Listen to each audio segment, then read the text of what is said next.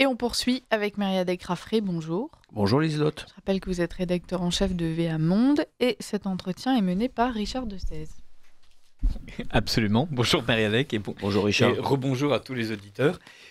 On a décidé avec Mériadec de ne pas parler de Gaza parce qu'on en a déjà beaucoup parlé, mais de parler de quelque chose qui intéresse directement les Français, c'est ce qui se passe en ce moment à Madagascar. Un peu d'Afrique pour changer. J'en parlais jeudi dernier dans l'émission de l'excellent Marc de Valeurs Actuelles, mais là il s'est passé ces derniers jours, le monde bouge à une folie incroyable. Il s'est passé ces derniers jours une accélération de la crise qui avait éclaté à Madagascar en fin septembre, le 25 septembre pour être précis. Dimanche 12 octobre, Selon un certain nombre de sources, mais qui ne sont pas confirmées officiellement par la France, un avion militaire français aurait évacué de l'île de Madagascar le président en titre, Andry Rajoelina, qui a 51 ans et qui est au pouvoir depuis 2019. Qui est titulaire d'ailleurs depuis 2014 de la double nationalité, c'est-à-dire malgache et française. Il aurait été donc exfiltré. Encore une fois, c'est pas confirmé par les autorités françaises, par un avion militaire français de Lille qui l'aurait ensuite évacué du côté de la Réunion ou de Maurice, et de là, il serait parti pour une destination inconnue, mais les gens bien informés pensent qu'il est du côté du Golfe et sans doute aux Émirats. En fait, ce qui est assez fascinant aujourd'hui, c'est que les spotters malgaches, en fait, ont traqué les mouvements d'avions de ces dernières 72 heures grâce, vous savez, à des sites spécialisés comme Flight Radar sur lesquels vous pouvez retrouver l'ensemble des vols. Vous suivez la trace de tous les avions, en fait, en l'air. Et je vous résume, en fait, ce que disent les spotters et une hypothèse qui a été consolidée il y a quelques heures par la radio RFI. Moi, je ne suis pas en mesure de confirmer cette information, même si les autorités françaises ni ne démentent, ni ne confirment. Ce qui est une manière... C'est une manière de confirmer. Voilà, je vous laisse. Voilà. Ce qui est intéressant, c'est que c'est sans doute la fin de partie pour l'ancien maire de Tananarive, que sans doute vos auditeurs connaissent assez peu, et c'est normal. C'est l'ex-DJ de la jeunesse dorée locale qui a amassé une fortune personnelle à la tête d'un groupe dans l'édition, l'impression et les médias, et en particulier aussi grâce à ses accointances avec les barons qui tiennent en coupe réglée le business de cette immense île luxuriante. Je ne sais pas si vous connaissez le nombre de kilomètres carrés de cette île, Richard. C'est assez incroyable. Non, je sais que c'est gigantesque. Voilà, cette île est plus grande que la France. Hein. Elle fait 587 000 kilomètres carrés, 1580 kilomètres de long sur plus de 500 kilomètres de large. Et cette île a une position très particulière au large de l'Afrique australe, puisqu'elle contrôle en fait le très stratégique canal de Mozambique, ce bras donc d'océan qui la sépare du continent africain, qui est réputé pour ses richesses halieutiques en particulier, mais également pour ses réserves supposées de gisements d'hydrocarbures offshore, mais également c'est un bras qui est emprunté qui est une route, la route principale des cargos, surtout des tankers et des porte-conteneurs qui relient l'Asie à l'océan Atlantique sans passer par évidemment le canal de Suez. C'est donc un endroit stratégique et qui est aujourd'hui scruté par l'ensemble des grandes puissances de cette région de l'océan Indien. Entre-temps, donc, là, on est dimanche 12 octobre, fuite du président qui a pris la parole hier soir tard sur les réseaux sociaux en expliquant, en ne disant pas où il était, en expliquant sa fuite par la crainte d'être assassiné, d'être assassiné dans sa maison, sa résidence de Tananarive, la capitale de Madagascar. Entre-temps, son Premier ministre, Christian Hensay, a pris lui aussi la poudre d'escampette de l'île, de même surtout que son conseiller, le conseiller occulte du président, le milliardaire Mami Ravatomanga, je lis mon papier, voilà, dont le surnom est Pierre Bleu, c'est la traduction en fait de son patronyme. C'est un homme qui est très connu parce qu'il est milliardaire, il est l'un des principaux parrains des affaires dans l'île, et on croit comprendre que son jet personnel l'aurait conduit via Maurice du côté également du golfe Persique. Bref, on a l'impression, et c'est en train de le brouillard est en train de se dissiper, voilà, je vais y arriver, pardon, que tout le système politique d'Andry Rajoelina chancelle sous les coups de boutoir de cette crise donc qui a éclaté le 25 septembre par des manifestations populaires pour réclamer en fait la fin des coupures d'eau et d'électricité dans l'île. Ce qui est assez hallucinant dans cette grande île de Madagascar, c'est que la plupart des endroits de l'île sont privés tous les jours régulièrement de grandes coupes d'eau et d'électricité. Ce fléau n'épargne même pas, me disait-on, les quartiers luxueux et officiels de la capitale, dans laquelle il y a des quartiers entiers qui sont sans lumière et sans eau courante. Et ce qui est assez incroyable, si vous voulez, c'est que les anciens qui ont connu ou qui se rappellent de l'époque de l'indépendance en 1960 ont les yeux rivés sur La Réunion, qui est une île voisine 900 km à l'est, plantée dans l'océan Indien. Ils disent... En fait, l'évolution qu'on observe à La Réunion, nous c'est l'évolution inverse. C'est-à-dire, ils disent aujourd'hui que la situation de Madagascar est pire que celle qui était la sienne en 1960 à l'indépendance. Donc non seulement elle n'a pas évolué, mais en plus c'est un recul. C'est bizarre parce que des socialistes ont été au pouvoir pendant quelques décennies. Voilà, c'est très bizarre. C'est très bizarre. Et là encore, c'est sans doute les conséquences de l'ex-puissance coloniale, cher Richard. Ces manifestations ont éclaté le 25 et dans la foulée, le 25 et le 26, il y a des éléments à contrôler. J'en parlais avec des experts hier en préparant cette émission qui penchaient pour des bandits en fait qui profitent de la situation, comme dans les banlieues françaises, si vous voyez ce que je veux dire, et qui ont mis le feu, quasiment pillé et incendié la quasi-totalité des centres commerciaux de Tananarive. Ils sont peu nombreux parce que, je vous l'ai dit, cette île est très pauvre. J'aurais dû d'ailleurs commencer par ça. C'est un des pays, les 5 pays les plus pauvres au monde. 8 Malgaches sur 10 vivent sous le seuil de pauvreté. C'est vous dire le taux de pauvreté de cette île. Et évidemment, tout de suite, cette manifestation populaire, en fait, a été accrochée, si vous voulez, à toute cette violence, en fait, qui a dégénéré en marge de cette population, de cette manifestation. On pense aussi que certains incendies et pillages ont été instrumentalisés ou encouragés par des gens qui auraient été à la solde du pouvoir, qui auraient voulu en fait que ça dégénère très vite pour faire peur à l'opinion publique et donc rallier l'opinion publique à son drapeau.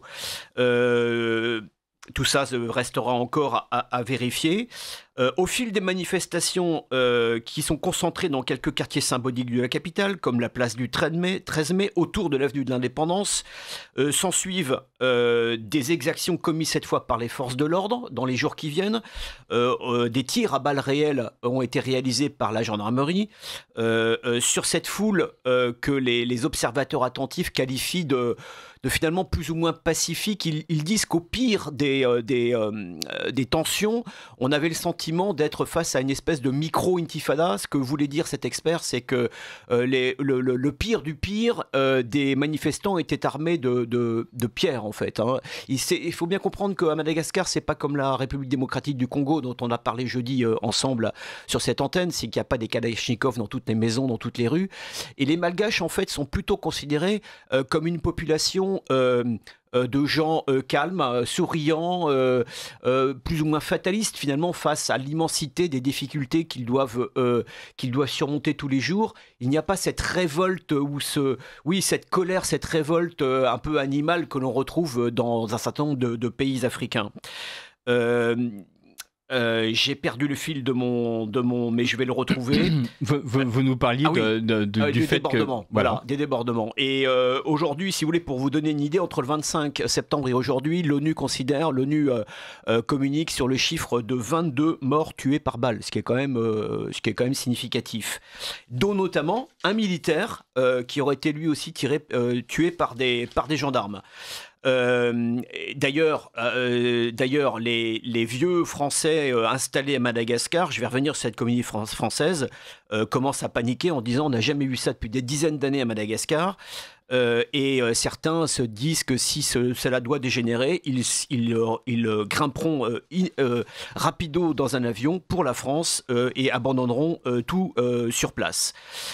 Cette communauté française est importante et c'est ça qui, à mon avis, justifie l'intérêt qu'on s'arrête ce matin sur cette île. Il y a à peu près 16 000 ressortissants officiellement enregistrés par les autorités françaises sur place, sans compter les binationaux, une communauté d'environ 50 000 personnes. Et d'ailleurs, ces binationaux sont très importants en France puisqu'on parle de 100 000 binationaux vivant en France. Sur une population, donc 50 000, sur une population malgache totale d'à peu près 30 millions d'habitants, 29. C'est la troisième communauté française d'Afrique subsaharienne qui vit à Madagascar. Et d'ailleurs, Paris est le quatrième investisseur étranger sur place. On le retrouve des boîtes françaises, notamment dans le textile. On parle ces derniers jours de la société Paul Boyer, par exemple, qui a longtemps été titulaire de marché des armées pour fabriquer les uniformes, qui vient de passer d'ailleurs sous pavillon suédois ou norvégien, je ne sais plus. On trouve des intérêts français dans l'industrie de l'intelligence artificielle, dans les call centers. La FNAC a son call center installé à Madagascar parce que, me disait-on, les Malgaches parlent un français sans accent, contrairement aux Maghrébins. On trouve évidemment des sociétés dans ce qui constitue la richesse de l'île, c'est-à-dire par exemple la vanille, les fleurs, l'agriculture, etc. Samedi dernier, donc il y a 3 jours, le 11 octobre, le basculement, en fait, un nouveau basculement s'est produit dans cette crise politico-économique, puisque pour la première fois, une unité militaire entière va se rallier en fait à la cause des manifestants qu'ils jugent légitime. Par exemple, un autre élément, c'est le salaire. Connaissez-vous le salaire minimum sur l'île de Madagascar, Richard? J'imagine que non. 50 €. 50 € le salaire minimum par mois, on est d'accord. C'est très très peu quand il y a du travail. Et donc c'est une unité en fait du service administratif et du corps technique et administratif de l'armée qui bascule aux côtés des manifestants, et son chef, le général Demosthène Pikoulas, est plus ou moins propulsé à la tête de l'état-major des armées, et le ministre de la Défense est obligé en fait de reconnaître que c'est lui le nouveau patron des armées, donc pro-manifestant. Puis, quelques heures plus tard, les gendarmes se rallient aux militaires en expliquant que les exactions dans leur rang sont le fait de brebis galeuses. Et à ce moment-là, tout s'est accéléré pour la clique, comme disent les experts, au pouvoir. Ce qui est intéressant, est toujours intéressant de décrypter en fait l'émergence de ces mouvements. Ce mouvement d'ailleurs qui se baptise Génération Z. C'est un point intéressant sur lequel je m'arrête quelques instants, parce qu'on retrouve ce label. D'ailleurs, il a été pris en référence à cela. On retrouve ce label dans toute l'Asie, toute l'Asie, et même jusqu'au Maroc aujourd'hui. Ces dernières semaines au Maroc par exemple, il y a des mouvements de jeunes, notamment par exemple à Agadir, qui ont émergé et qui s'intitulent eux-mêmes Gen Z. Gen Z, c'est un label qu'on a vu naître pour la première fois. Alors attendez que je dise pas de bêtises, je pense que c'est au Sri Lanka, puis on l'a vu au Bangladesh, puis au Népal, où il y a eu successivement... Au Maroc. Voilà, mais entre deux, il y a eu les Philippines, il y a eu l'Indonésie, et c'est des endroits où il y a où les jeunes générations en fait se soulèvent pour dénoncer la corruption endémique des élites au pouvoir, la confiscation par le pouvoir des richesses du pays. Et d'ailleurs, en général, ces mouvements à ces mouvements succèdent ensuite des révolutions derrière lesquelles on trouve cette fois des intérêts ou des puissances qui ne sont pas que de la génération spontanée, mais qui sont là pour changer les choses. Je pense notamment au Bangladesh, où on soupçonne fortement des intérêts américains d'avoir accéléré le changement de pouvoir. Bon bref, c'est un autre sujet. Odieux soupçon. Voilà, odieux soupçon. En l'occurrence ici, cette évolution politique, cette crise politique, en fait, met en exergue en particulier un sentiment anti-français qui est plutôt minoritaire dans cette population très attachée à la France, comme d'ailleurs dans beaucoup de populations de l'ancien précaré français, mais que certains, évidemment, ont intérêt à attiser pour des objectifs divers et variés. Et c'est là où on retrouve ce qui s'est passé dimanche 19. Certains observateurs attentifs s'étonnent finalement que l'on puisse aujourd'hui, sans confirmation, je le répète, attribuer à la France le fait d'avoir extrait le président malgache de ce chaudron politico-politique, et ils disent que c'est pas très malin, car ça alimente en fait ceux qui ont intérêt à faire monter le sentiment anti-français. Et du reste, ça n'a pas manqué. On a vu par exemple que le capitaine président dictateur burkinabé, le capitaine Ibrahim Traoré, communiquait sur les réseaux sociaux en disant: on vous l'avait bien dit, l'ancienne puissance coloniale continue de faire du mal à ses anciens amis, et d'ailleurs et accréditer la rumeur lancée sur les réseaux sociaux selon lequel la France s'apprêterait à intervenir militairement à Madagascar, ce qui est évidemment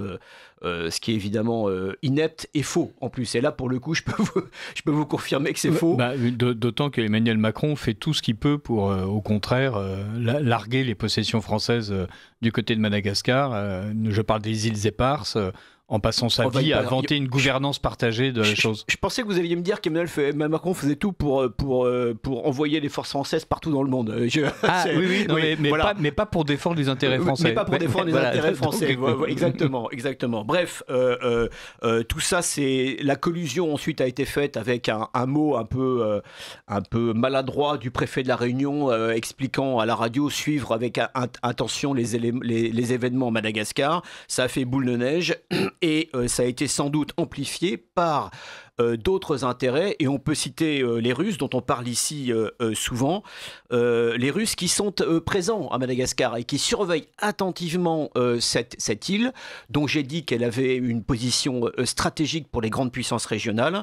Les Russes qui seraient très heureux que la France soit prise au piège de cette nouvelle crise malgache, car comme certains Malgaches, ils ne rêvent que d'une chose, c'est que la France abandonne sa souveraineté sur les îles Éparses dont vous venez de parler, Richard. Qu'est-ce que sont les îles Éparses ? Peut-être c'est pas très bien connu de nos auditeurs. Ce sont des cailloux littéralement. Les îles Éparses, c'est 4 ou 5 cailloux qui totalisent à eux seuls une quarantaine de kilomètres carrés seulement, qui sont plantés dans cet océan Indien et qui appartiennent au territoire qu'on appelle les TAF, les terres australes et antarctiques françaises, de manière administrative. Ce sont des cailloux qui ont été conquis par la France au XIXe siècle et ensuite rattachés administrativement à la nouvelle colonie française qui était Madagascar. Et à l'indépendance, les Malgaches n'ont cessé de réclamer la souveraineté sur ces îles éparses sur laquelle la France continue de planter son drapeau. Et cette revendication a été appuyée, soutenue comme par hasard par l'ONU. Cela fait donc l'objet d'un contentieux, d'un litige entre Paris et Tananarive, à telle enseigne qu'en 2019, Emmanuel Macron, se croyant encore une fois plus malin que les autres, a décidé de créer une commission mixte franco-malgache pour sortir par le haut de cette crise, étant entendu si j'ai bien compris, qu'il n'était pas question de rendre la souveraineté sur les îles éparses, mais de trouver un moyen terme une co-gouvernance. Voilà, permettant aux Malgaches de sortir par le haut de cette histoire sans perdre la face. La dernière réunion, d'ailleurs, a eu lieu en juin dernier. Elle s'est conclue par un constat d'échec et même par une aggravation des différends. C'est bizarre, pourtant les méthodes Macron généralement produisent les plus heureux effets. Alors pourquoi les îles éparses? C'est pour la même raison que ce que j'ai décrit à propos du canal de Mozambique. Ces îles éparses, je vais peut-être les citer d'ailleurs pour mémoire. Hein. On a tout au nord de Madagascar, en dehors d'ailleurs du canal de Mozambique, les îles Glorieuses. À l'ouest, en face du Mozambique, on a le caillou qui s'appelle Juan de Nova. Un peu plus au sud, Bassas d'India. Et tout au sud du canal, Europa. Et puis on peut y ajouter Tromelin, mais qui est complètement en dehors du canal de Mozambique, puisque Tromelin se situe globalement sur une ligne passant entre Madagascar et La Réunion, c'est-à-dire à l'est de Madagascar. L'ensemble de ces îles nous permettent de jouir d'une zone économique exclusive de plus de 650 km², 650 000 km², dont la moitié sont situées dans ce canal de Mozambique. Or, il est pour le coup prouvé que cette zone économique exclusive maritime est très riche en poissons, etc. Et donc on a d'ailleurs tout un tas d'industries de pêche et d'agro-pêche, agroalimentaire en fait, qui sont liées à l'exploitation de cette richesse. Par ailleurs, le sous-sol ou les fonds marins de cette zone économique exclusive sont réputés en fait contenir d'importantes réserves en hydrocarbures, même si aujourd'hui, je parle de mémoire, mais je crois que c'est exact, ces réserves ne sont toujours pas prouvées. Et enfin, comme je le dis au début, cela permet de contrôler en fait cette route maritime qui peut devenir stratégique en cas de tension forte internationale. Oui, c'est ce que vous disiez tout à l'heure, c'est qu'en fait, ces îles permettent de commander 30% du trafic mondial. Alors 30%, je n'ai pas ce chiffre-là, mais il faudrait vérifier, mais c'est une part importante, c'est-à-dire l'ensemble des tankers... Du trafic maritime. Voilà, du trafic maritime. Ouais. L'ensemble des tankers et des porte-conteneurs qui, pour une raison ou pour une autre, ne prennent pas le canal de Suez, passent en priorité par ce bras de mer qui est évidemment plus, qui est une route plus sûre, moins exposée aux grandes tempêtes de l'océan Indien que à l'est de l'île de Madagascar.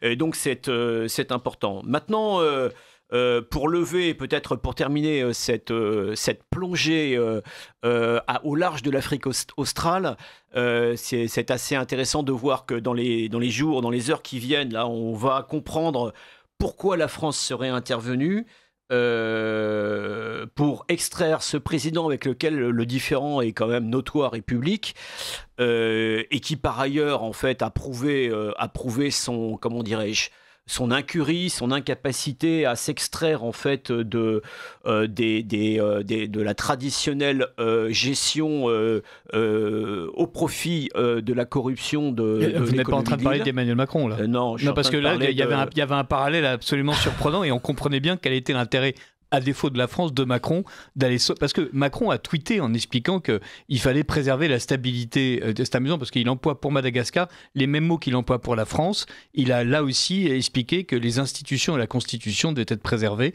Autrement dit, le discours d'Emmanuel Macron sur Madagascar et son président en fuite est exactement celui qu'il tient par ailleurs sur la France, sauf que lui n'est pas encore en fuite. Alors là, je parlais, pour être très très clair, du président malgache. Président malgache dont on vient d'apprendre, puisque j'ai la copie sous les yeux, qu'il a signé juste avant ou au moment d'embarquer dans l'avion un décret élargissant ou mettant fin en fait aux peines de prison d'une dizaine de ressortissants malgaches, donc des gens emprisonnés dans les geôles de Tananarive, et croyez-moi, c'est pas les plus belles geôles du monde. Et parmi cette dizaine de noms, on retrouve deux noms connus des dossiers et des différents franco-malgaches. On retrouve d'abord le fameux colonel Philippe François, dont je vous rappelle qu'il avait été extrait des geôles de Tananarive par une négociation serrée bilatérale entre la France et Tananarive en 2023. Il était depuis 2 ans dans les geôles, accusé d'avoir participé à un coup d'État en 2021, une histoire rocambolesque, sans doute montée de toutes pièces. Et donc lui est définitivement gracié par la justice de ce pays-là, sachant qu'il est déjà en France. Et on retrouve aussi son comparse, entre guillemets, selon la justice locale, qui s'appelle Paul Maillot Rafano Aranana, qui est aussi, lui, un colonel français, mais de la gendarmerie, avec qui Philippe François faisait équipe en 2021 sur l'île, et qui, lui, était toujours emprisonné à Tananarive, jugé pour tentative de coup d'État. Il a été élargi officiellement ce 12 octobre par le président malgache. Donc on voit que si extraction par la France il y a eu, celle-ci a donné lieu à des contreparties. Ce ne sont sans doute pas les seuls, et on découvrira dans les prochaines heures quelles seraient les autres contreparties. Il faudra suivre ce dossier avec intérêt, car je crois que si l'on oublie un peu l'Afrique francophone, puisque c'est un pays francophone, aujourd'hui à l'aune des tensions géopolitiques mondiales, il ne faut